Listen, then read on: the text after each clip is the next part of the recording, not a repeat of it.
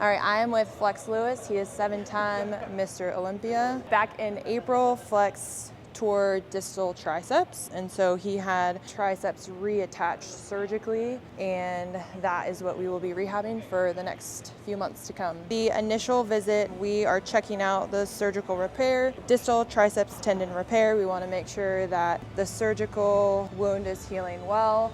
We want to make sure that the repair site is protected. So as you'll see in the videos, he is wearing the brace outside of PT. With the initial visit, there is not a ton we can do with the surgical elbow at first, as we want to prioritize protecting the area. So we wanted to get some baseline strength numbers on his right side so we know what we're getting the left side back to as we work through the rehab phases. The first 6 weeks, initially we are maintaining shoulder range of motion, restoring elbow range of motion. We'll get some light activation of shoulder, bicep, forearm stuff, but we are going to restrict tricep activation until closer to week 8-9. As we all know, Flex has a long history of training, and so we want to make sure that he's able to train even longer into the future. So we are going to be a little bit conservative with letting this tendon heal down, scar down, so he doesn't have any issues in the future.